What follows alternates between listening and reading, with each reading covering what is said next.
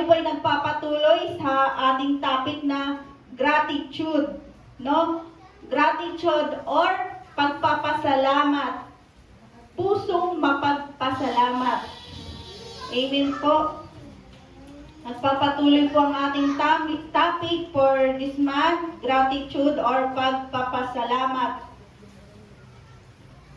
Tayo po, nung mga bata pa po tayo, no? Tinuruan po tayo ng ating mga magulang ng magagandang asal. Di po ba? May tatlong bagay po na tinuro sa atin ng ating mga magulang. Which is yung isa po dito ay dito ko lang po natutunan sa Katagalugan. Katagalugan. Kasi Bisaya manggid. Yung pagpupo at opo. Kasi doon po kasi sa probinsya, hindi po kasi sanay yung pagpupo at opo. Dito ko lang po siya natutunan. Iba po yung way ng paggalang sa pananalita namin. Kahit walang po at upo, magalang ka pa din. No? Una-una po, yung tinuro sa atin ng mga magulang natin ay mangupo sa ating mga anak ngayon. O anak, kapag may kausap kang matatanda, nakakatanda sa'yo, mangupo ka, magpo at upo ka. Tapos, ang pangalawa naman po na tinuturo natin sa ating mga anak ay mag-sorry. No, tinuturo po natin yan. Mag-sorry po tayo. Tinuro natin sa ating mga anak na kapag nakagawa ng mali or may nasabi na mali, matuto po tayong mag-sorry. Tinuro po natin yan sa ating mga anak. At ang pangatlo po ay ang pasasalamat. No? Tinuruan po natin ang ating mga anak na magpasalamat. Lalo na kung oy, mga ninong, ninang. Amen.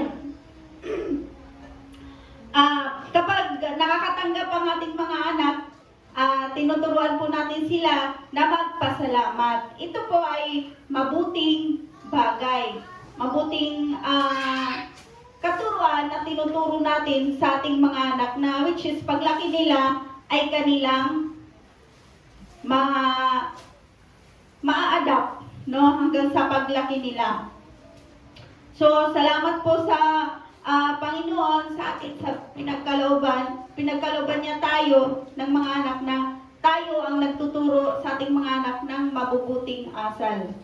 Pero syempre sa panahon po ngayon, no, minsan ang mga bata maririnig natin sa iba, no, na hindi na namumupo, parang tayo na minsan ang namumupo sa ating mga anak.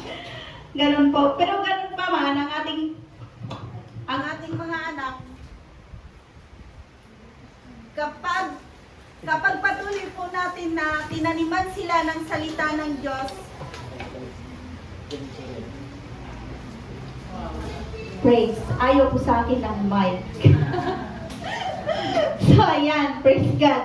Ganun pa man, kapag ang ating mga anak ay patuloy na nataniman ng Diyos, ang Diyos ang siyang magbibigay sa kanila ng mabuting ugali.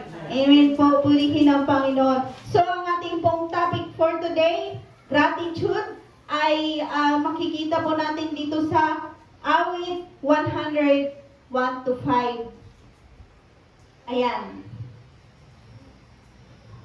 Dito po sa awit 100:1-5. Kung may mga Bible po kayo, pwede nyo po akong samahan na basahin po ang awit 100:1-5. Ito po ay awit ng pagpupuri. Isang awit po yan ng pasasalamat. So, ang sumulat po ng awit, na mag-background check lang po tayo, ang sumulat po nito ay sinasabi po ng ilan na unknown daw po. Pero, ang iba naman ay sinasabi si Haring David po. Or, sabi po ng iba, isa sa mga anak ni Korah. Pero maraming nagsasabi po na ang awit 100 ay sinulat po ni Haring David. Amen po. So, ganito po ang sinasabi sa awit 100:1-5. Umawit sa kagalakan ang lahat ng mga bansa. Si Yahweh ay papurihan. Paglingkuran siyang kusa, lumapit sa presensya niya at umawit ng may tuwa. O si Yahweh ay ating Diyos, ito'y dapat na malaman. Tayo'y kanyang lahat, tayong lahat na nilalang. Lahat tayo'y bayan niya, kabilang sa kanyang kawan. Pumasok sa kanyang templo na ang puso'y nagdiriwang, umaawit, nagpupuri sa loob ng dakong banal. Purihin ang ngalan niya at siya'y pasalamatan. Napakabuti ni Yahweh, pag-ibig niya ay walang hanggan. Pag-ibig niya ay tunay, laging tapat, kailanman. Amen po sa Diyos, papuri sa kanyang mga salita. So, ang sabi po dito sa verse 1, umawit sa kagalakan ang lahat ng mga bansa. So, ang lahat daw po ng mga bansa na kinikilala o kumikilala sa Diyos na buhay ay marapat lang na awitan at purihin ang ating Diyos. Amen po?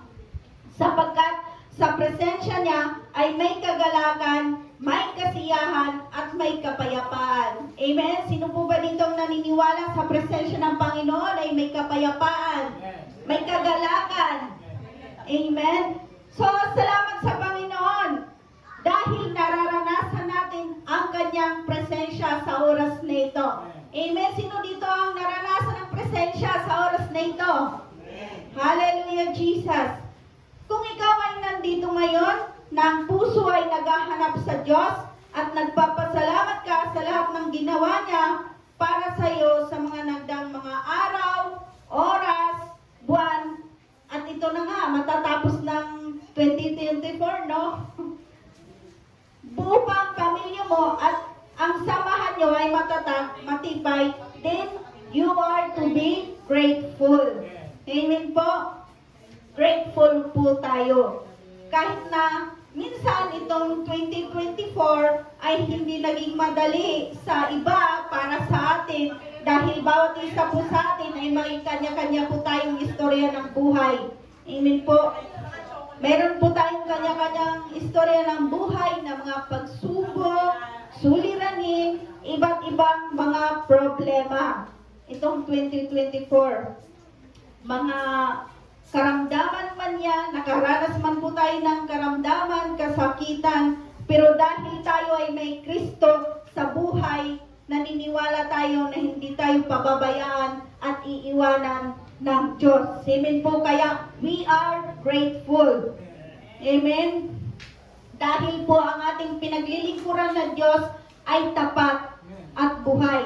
Hindi tayo naglilingkod sa Diyos na hindi nakakarinig, hindi nakakakita. Ang pinaglilingkuran po nating Diyos ay buhay, totoo.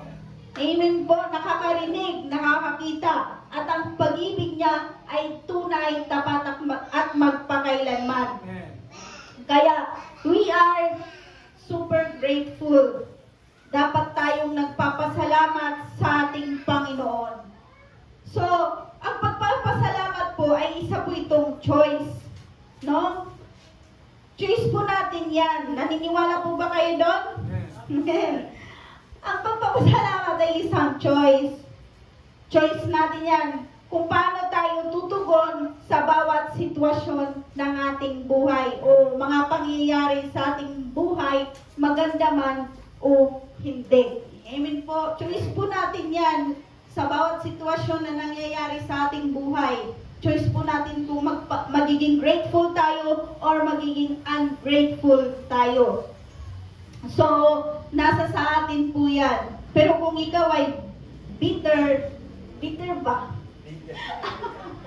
Bitter, ang palaya, or mareklamo, lahat na lang ng galaw ay puro negative. No? Maganda man o hindi magandang nangyayari sa buhay, or masasabi natin na hindi siya ungrateful. Walang pagpapasalamat sa kanyang puso. Lahat na lang ng sitwasyon ay maganda man ang nangyayari sa kanya, ay hindi pa rin siya masaya. Hindi pa rin niya nakukuhang magpasalamat. No? Hindi, ang tawag po sa kanya ay ungrateful. Walang kakontentuhan sa buhay kung ano ang meron siya. Di po ba kapag meron, kahit maliit lang ang dumating sa atin na biyaya, masaya na tayo. Pero yung iba, malaki na nga, hindi pa masaya. Ungrateful po yun. Hindi po ganyan ang attitude ng isang Kristiyano. Amen? Hindi po tayo ganyan. Tayo and everything, we thank God. Amen po, dahil alam natin na ang Diyos ay gumagawa sa lahat ng sitwasyon, mabuti man o hindi. At lumalapit tayo sa presensya ng Panginoon, nag-pray po tayo at umaawit sa presensya niya. Amen po? Amen. So, dito po sa verse 3, babasahin ko po. Sabi po dito, O si Yahweh ay ating Diyos, ito'y dapat na malaman. Tayo'y Kanya, Kanya po tayong lahat na nilalang niya. Lahat tayo'y bayan niya, kabilang sa Kanyang kawan. Sino po dito kabilang sa Kanyang kawan? Say Amen. Amen.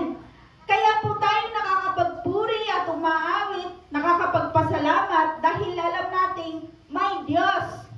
Hindi ba? Dahil sa biyaya ng Panginoon, sa habag niya sa atin at sa lawak ng pag-ibig niya sa atin, ipinadama niya ito para sa atin. Amen po. Sa papaanong paraan po ipinadama ng Panginoong Jesus para sa atin. Wala pa po tayo dito sa mundo, pinili ka na ng Diyos. Amen? Sabihin niyo po sa katabi niyo, pinili ka na ng Diyos. Wala ka pa man dito sa mundo. Amen?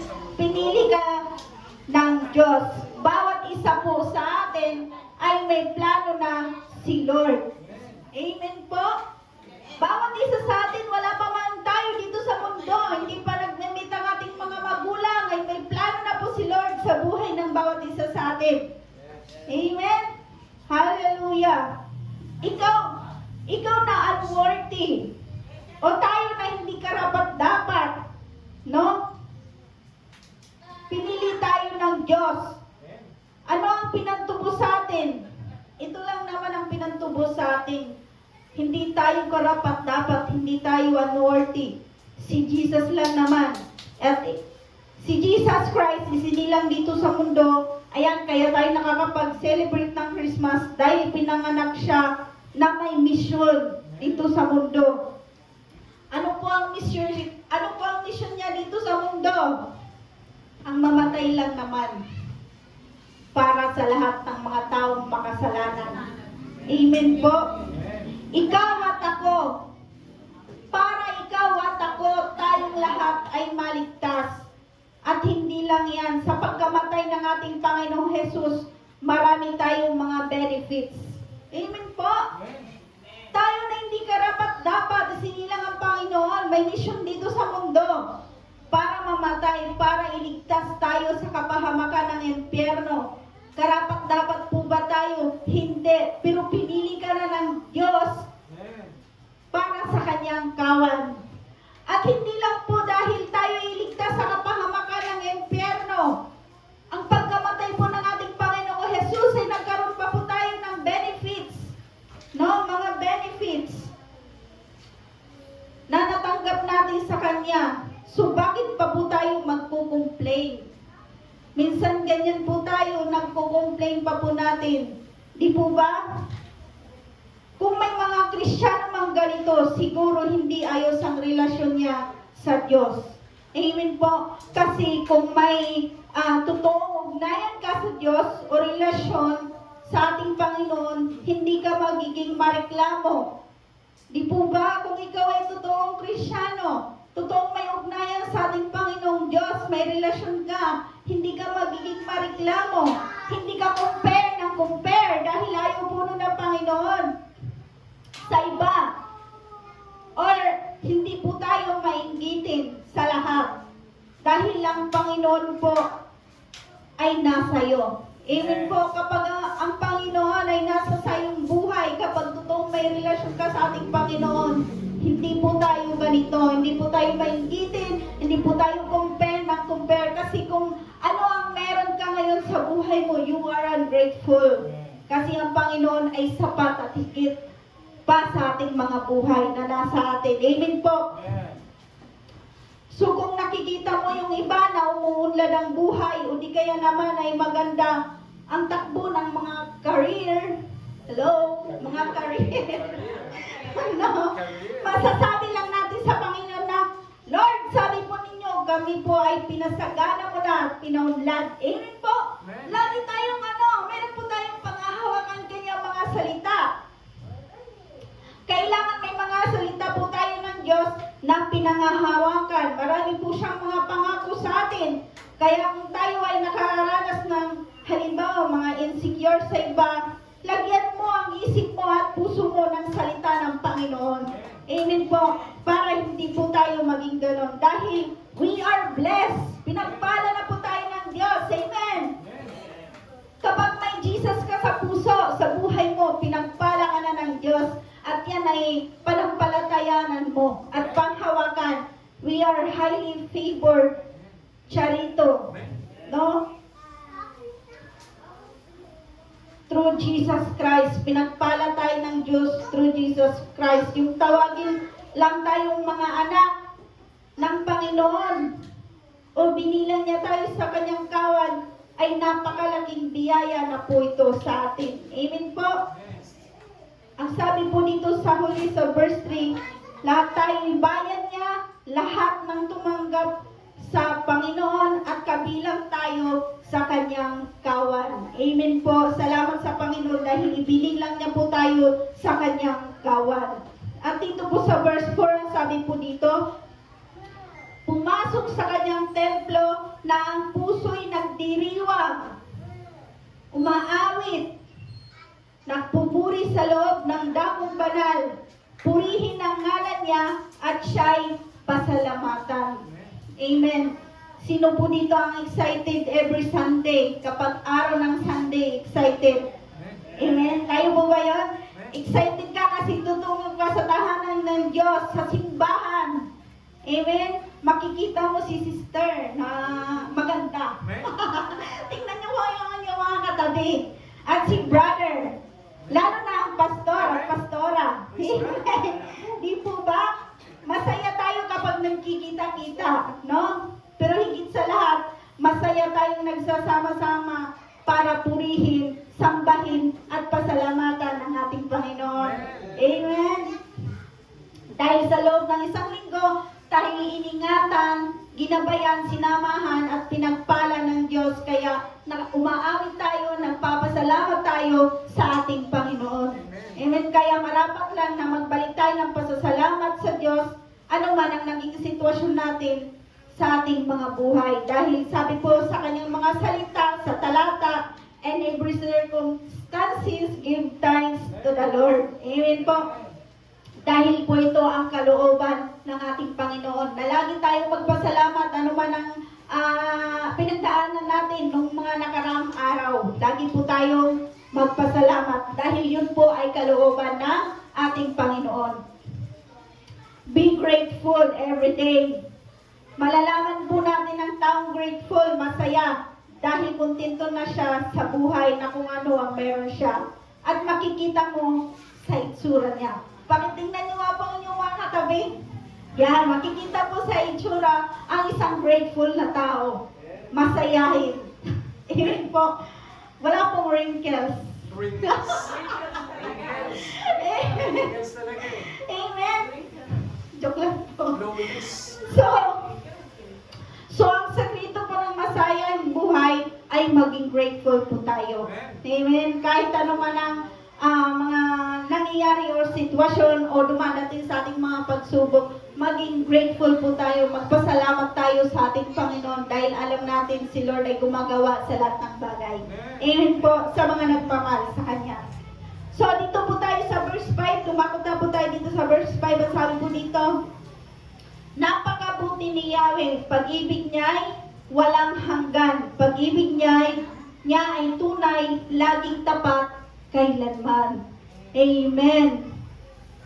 Napakabuti po talaga ng ating Panginoon. So, yung awit nga po kanina, napakabuti ng Panginoon. Kay buti-buti mong Panginoon sa bawat oras, sa bawat araw. Amen po. Nararanasan po ba natin ang kabutihan ng Diyos sa ating mga buhay? Amen. Sa bawat oras nga po, sa bawat araw, minuto, segundo, God is good all the time. Amen. And all the time, God is good. Kahit na parang nasa sitwasyon ka ng difficulty, no? Always trust God.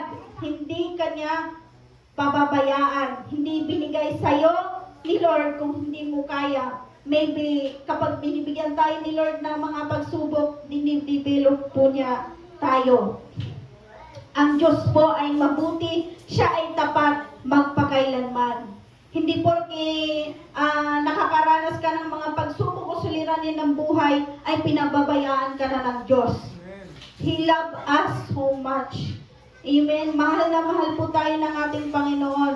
Kaya magtiwala ka lang sa proseso niya. Ang sabi nga po sa Romans 8:28, sabi po dito, alam natin sa lahat ng bagay ay gumagawa ang Diyos para sa mabuti, kasama ang mga nagmamahal sa Kanya. Silang mga tinawag ayon sa Kanyang layunin. Amen po. Mabuti pa na o hindi magandang nangyayari, ang Diyos po ay kumikilos sa lahat ng Kanyang mga anak. Amen. So sa mga nararanasan natin na mga trials sa buhay, ito'y para sa ating ikabubuti. Amen po. Ikalalago sa ating pananampalataya. Pananampalataya natin sa Diyos. Lagi po natin tatandaan ang pag-ibig ng Diyos sa atin at walang hanggan. Tapat, tunay, magpakailanman. Amen? Yun po ang pag-ibig ng Diyos sa atin. Tapat, tunay. Hallelujah! Kaya marapat lang na tayo laging magpasalamat sa ating Panginoon. Nasa maganda ka mang sitwasyon or hindi magandang sitwasyon, tayo maging grateful pa din sa ating Panginoon. Amen po. So, may tatlong points lang po ko ditong sabi po dito, may tatlong puntos lang po ako ditong nakuha. Ang title po pala ng ating pag-aaralan ay paano pasalamatan ang ating Diyos. So, unang puntos ko po dito ay serve the Lord. Paglingkuran natin ang Diyos. Amen po. Paglingkuran po natin ang Diyos. Dito po sa verse 2, sabi po dito, si Yahweh ay papurihan, paglingkuran siyang kusa. No? Because He is God. Kaya marapat lang natin na paglingkuran natin po siya ng kusa. Dahil siya ay Diyos, karapat dapat lang. No? Sabi po dito sa Ephesians 6:7, sinasabi po doon na the Lord wholeheartedly. Serve the Lord wholeheartedly. As if you were serving the Lord, not people. Naglilingkod po tayo sa ating Diyos na buhay. Hindi po tayo naglilingkod sa tao. Kaya kung pumupunta man po tayo dito sa church, dito sa simbahan, hindi po kayo dito pumupunta dahil lamang po kay pastor, kay pastora, sa mga leaders. Pumupunta po kayo dito dahil sa Diyos. Amen po. Na gusto nyong mapapurihan ng Diyos, gusto nyong sambahin ng Diyos, at sumbay kayo ng pagpapasalamat sa ating Panginoon. Amen? So, maglingkod po tayo sa ating Panginoon. Yun po ang unang puntos ko. Serve the Lord. Serve the Lord with all your heart. Amen? At ang pangalawa po, paano po natin pasalamatan ng Diyos? Know the Lord your God. Kilalanin po natin ang ating Diyos, kung sino siyang pinapupurihan mo, sino siyang pinasasalamatan mo, sino siyang sinasamba mo. Amen po, sabi po dito sa verse 3, O si Yahweh ay ating Diyos, ito'y dapat na malaman. Amen? Dapat malaman ng lahat ng tao kung sino ang kanilang sinasamang Diyos, na dapat ang sambahing Diyos ay totoong Diyos. We worship worshiping God in spirit and in truth. Amen? Dito po sa Jeremiah 1:5, sabi po dito, before I formed you in the womb, I knew you. Before you were born, I sanctified you, and I ordained you a prophet to the nation. Amen? Yan po ang Diyos natin. Amen. Di po ba? Yan po ang Diyos na pinaglilingkuran natin. Na dapat pong kilalanin natin. Kaya tayo po ngayon ay kabilang sa kanyang kawan dahil pinili niya tayo, hindi pa man tayo naisisilang. Amen. Praise God. Yan po ang Diyos na pinaglilingkuran natin. Kilala po niya tayo. He is God. Powerful God. Makapangyarihan. Omniscient God. Omnipotent God. Omnipresent God. Amen. Yun po ang Diyos na pinaglilingkuran natin. Sino po dito yung nakapunta na sa mga magagandang tanawin? No? Mga lugar na magaganda, pagmasdan o pasyalan, di po ba? Nakaka-amaze po, di po ba? Hindi mo alam kung paano yung create. Pero ang Diyos po ang may alam sapagkat siya po ang may likha ng lahat ng bagay dito sa mundo. Amen po? Sa ating ginagalawan. Yan po ang Diyos nating pinaglilingkuran. Amen? So salamat sa Panginoon na may likha ng lahat. Salamat sa Panginoon sa mga magagandang tanawin. Yan po ang Diyos nating pinaglilingkuran. Ang may likha ng lahat ng bagay na magaganda. Amen. Tingnan niyo po ang inyong mga katabi. Amen. Amen. Ang Diyos po ang may likha niyan. Praise God. So ang pangatlo po ay ito.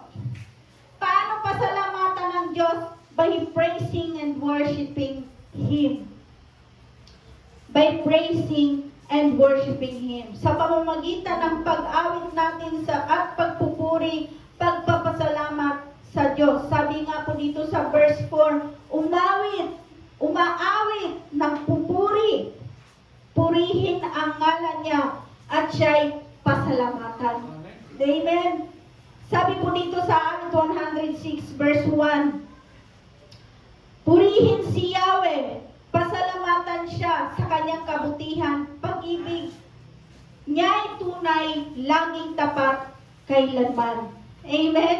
Ang pag-ibig ng Diyos sa atin ay tunay, laging tapat, kailanman. Kaya, huwag po tayong mag-aasam ng tunay na pag-ibig sa tao. Yung mga single pa po dyan. Amen. Huwag po tayong mag-aasam ng mga tunay na pag-ibig sa tao kasi mag-fail po yan. No? Sapagkat sa Diyos mo lang masusumpungan ang tunay na pag-ibig. Amen. No? Sa Diyos mo lang yan masusumpungan. Yan ang tunay na nagmamahal po sa atin. Ano man ang magawa nating hindi kalugod-lugod or hindi maganda, si Lord hindi ka niya iiwan. Hindi ka niya tatalikuran. Bagkus mamahalin ka pa kapag ikaw ay lumapit sa Kanya. Amen, di po ba? Masarap po sa pakiramdam na meron po tayong Diyos na tunay na nagmamahal sa atin no matter who you are. Amen. Hallelujah. Purihin ang Panginoon. Sabi pa po dito sa awit 95 verse 2, tayo na't lumapit sa Kanyang presensya na may pasasalamat. Siya'y purihin ng mga awiting may tuwa at galak. Amen po. Sino po dito yung umawit kanina na may galak, may tuwa? Amen. Kapag tayo ay nagpupuri sa ating Panginoon, dapat natutuwa po tayo, may kagalakan po tayo sa ating puso. Amen. Dahil bakit ka magpapasalamat? Siyempre dahil napakabuti ng Diyos sa bawat araw, sa bawat oras, no? Napakabuti ng Diyos sa ating mga buhay. Saan man tayo sa ating mga trabaho, no? Sa bawat araw na nagtratrabaho natin weekdays, iniingatan tayo, ginagabayan tayo, lalo na yung mga gumigising ng umaga at nagbibiyay ng malayo ang trabaho, no? Iniingatan po tayo ng Panginoon at sinasamahan. Yun po ang kaibahan ng mga anak ng Diyos. Kasi ang hindi mga anak ng Diyos ay hindi sinasama ng Panginoon. Amen po? Di po ba nababalitaan po natin maraming mga aksidenteng nangyayari? Kasi po ang hari ng kalsada ay si Satanas. No? Kaya, ang Diyos, kapag tayo ay nagpre-pray, iniingatan tayo, ginagabayan sa daan. At sa pagpasok natin sa trabaho, tayo binibigyan po niya ng kalakasan. No? Kaya marapat lamang po tayo na magpasalamat sa ating Panginoon. Kung wala ka, ang Diyos ang magpro-provide ng inyong pangailangan. Amen? Laging higit at sapat ang Panginoon sa ating mga buhay. Kaya sa bawat araw, dapat po tayong magpasalamat sa ating Panginoon dahil napakabuti niya at mapapaawit ka na lang ng may galak sa ating pong mga puso. Amen po. Minsan ganyan po ako eh. Hindi ko naman iniisip kumanta ng papuri, pero napapabuka yung bibig ko ng papuri sa Panginoon. Amen po. So, purihin po ang Diyos. No? Purihin po ang Diyos sa kanyang mga salita sa oras na ito. Kaya paano po natin pasalamatan ng Diyos? No? Maglingkod po tayo sa ating Panginoon. Kilalanin po natin ang ating Diyos at umawit tayo, magpuri tayo sa ating Panginoon. So, yun lamang po ang salita ng Diyos sa oras na ito. Palakpakan po natin ang ating Panginoon. God bless po sa lahat.